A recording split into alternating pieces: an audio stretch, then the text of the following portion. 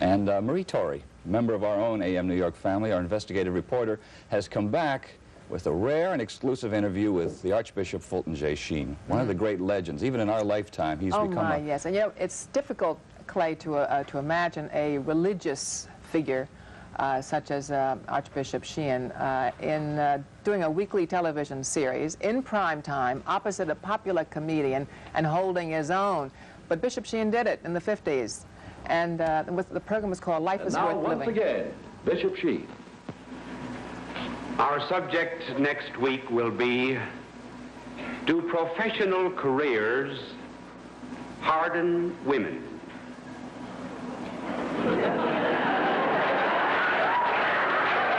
Bye now, and thanks, and God love you.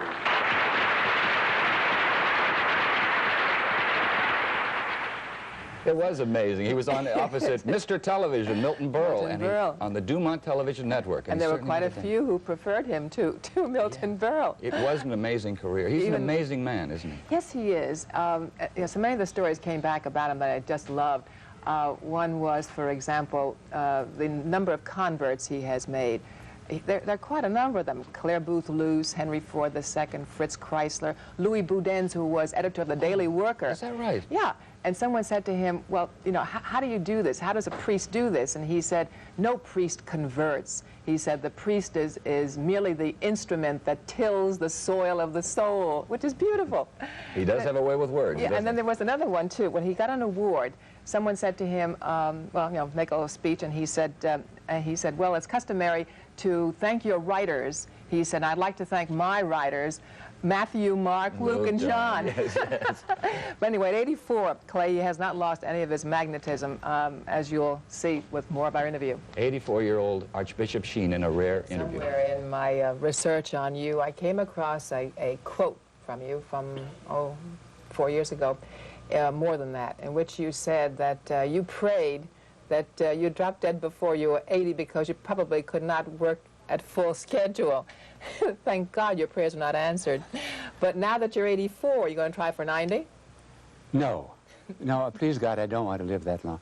The reason I prayed to die at 80 was because I felt that my usefulness would be finished. But it isn't.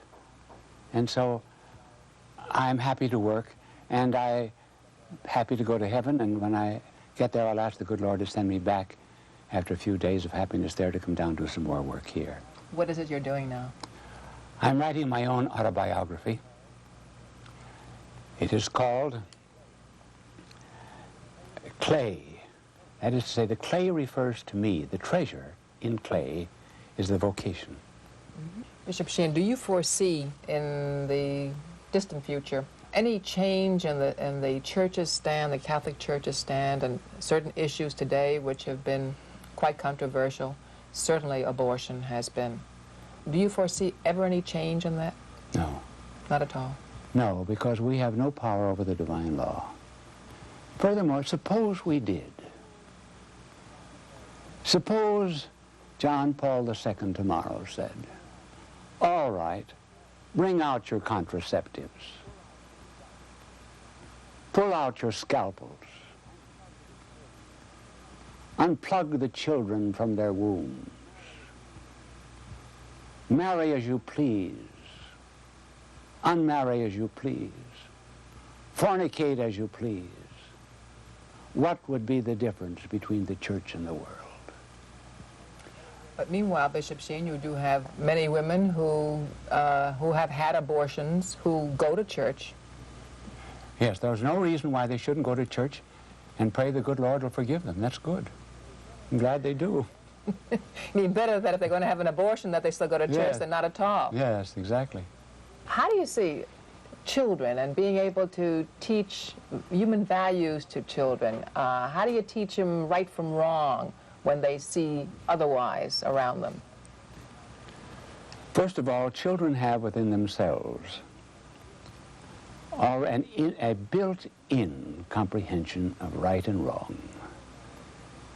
In the beginning of their lives, everything is baby hurt. After a while, they distinguish between the fire and themselves. And it isn't wrong until they distinguish between things that the parents approve and things that they do not. This idea of saying, leave the children be free, let them grow up to do whatever they want, then they will decide. Why do we have pot training? So what you're saying is that we've been too permissive. Yes. Hoping that the children will like us, and they don't. That's the penalty of being permissive. There is nothing that helps develop character of a child as much as a pat on the back, provided it is given hard enough, low enough, and often enough. Is this how you were raised? I had one spanking, only one in my life. We had a horse, and I was a boy, Morgan. We kept in a barn back of our home in Peoria. And I was to feed the horse every noon. And I would go out and cut off some of the hay that was in a bale and feed it down the chute to Morgan. And my father came home this noon and said, "Did you feed the horse?" And I said, "Yes." He said, "I was just out there. There wasn't any hay in the bin." And I said, "Well, I fed the horse." And evidently Morgan was hungry that day and ate it all. So he gave me a spanking for lying. My mother said to my father, "No, he fed the horse. I saw him." Well, my father said, "Well, that spanking will do for the next time." But I never received another. Marie, that was wonderful. Thank you very much. 84 years old. 84, and by the way, he is going to give the homily at the Christmas Midnight Mass at St. Patrick's Cathedral this year. Oh, that's what. So he's still active. So, oh yes, oh yes. Does he still write? Oh yes, he's doing his autobiography and doing other writings too, and meditating a good deal in this chapel in his apartment. Well, if you're in your apartment in New York, Archbishop Sheen, and you're watching our show, thank you, thank you, thank you, and God love you. We'll be back with more. Good job, Marie. Thank you. Our AM New York investigative reporter, Marie Torrey, was able to get the first interview with the Archbishop Fulton J. Sheen. First he granted in 15 years. Well, he does not grant interviews when you ordinarily request them nowadays, except when there's a friend involved. And in my case, it happened to be a nurse named Kathy Yetman who knows Archbishop Sheen quite well. But see, every good investigative reporter needs a source. That's right. That's right. Anyway, the thing that impressed me so much, Clay, is that his manner of speaking, especially today, our speaking pattern is so full of and so forth. And here, this man is a master when it comes to speaking. And with all this, he has retained an endearing humility. You know, he is such an incredible person that in his presence, you really feel in awe. You really do. Where did you conduct the interview? It wasn't his East Side apartment. It's a modest apartment. There is a chapel. He spends a good deal of time in this chapel, meditating, thinking more of the future than of the past, really. He writes. He's writing his autobiography. This is Bishop Sheen as a young priest. But I say, it doesn't dwell in the past. Handsome young man. Mm-hmm. When we talk about the family, Bishop Sheen, are you distressed by the fact that in many cases you have men and women living together without marriage?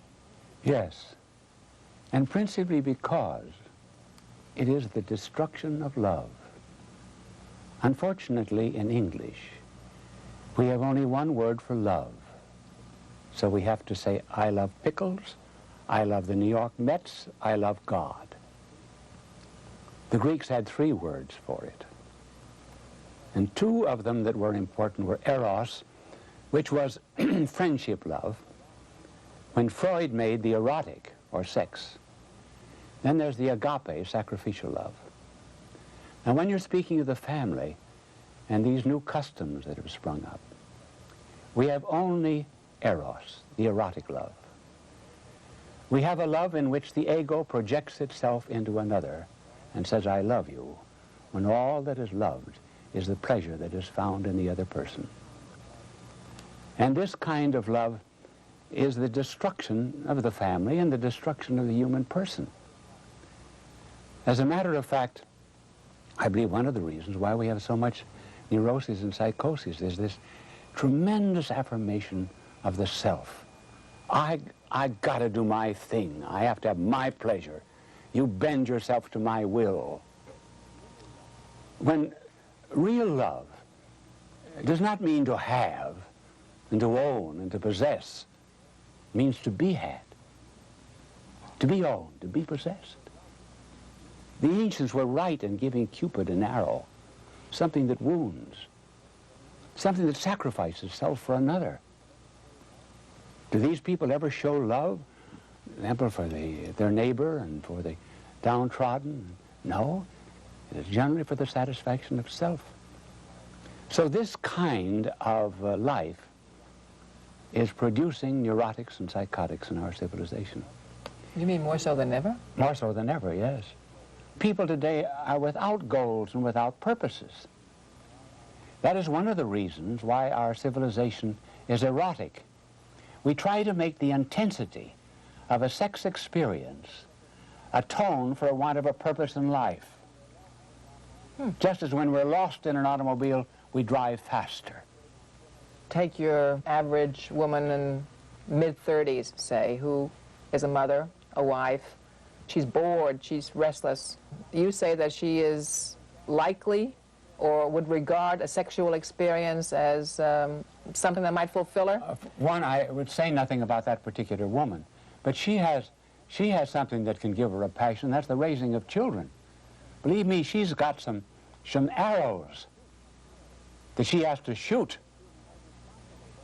And she'll be held responsible whether or not those arrows ever hit the mark. Well, what can you say to that woman, though, to make her aware of this, what you're saying about raising those children? Because the tendency is to say, oh, I can't wait to get out of the house, away from children. I'm so tired of children underfoot. All right. What do you say to anybody, not just that woman? What do you say to anybody? Yeah. What do you want? Why are you bored?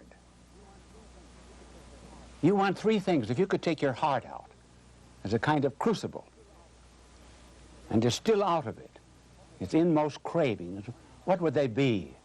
One, you want life. Not for 5 more minutes. Not for 5 more years. What else do you want? You want truth. Not just what you read in the paper. Truth of geography, literature, science, everything.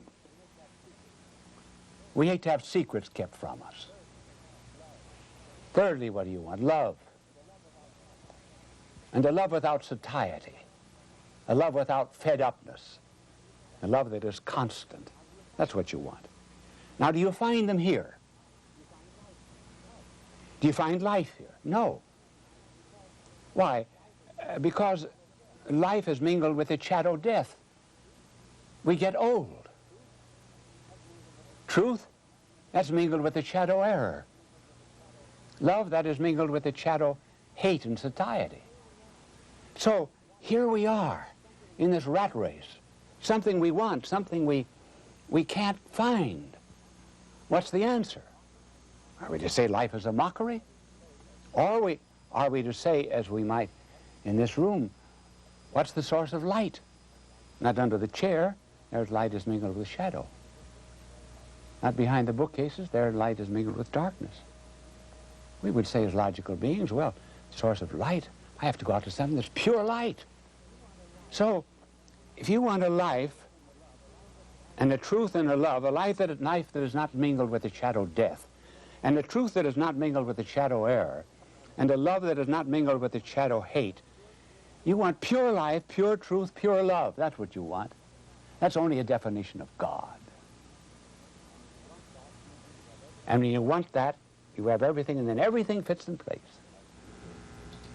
Archbishop Fulton J. Sheen. We're going to continue this interview tomorrow with the Archbishop. Yes, he'll be talking about how to instill values in the children, and also about abortion, the church's stand on abortion, which he says will never really change. Thank you, Marie Toy, very much. Thank you. Okay, we're going to return with Frederick Davis, finally on the couch. He's checked out the charts on both Senator Kennedy and President Carter. We're going to analyze and find out who he predicts will win the election in 1980. To the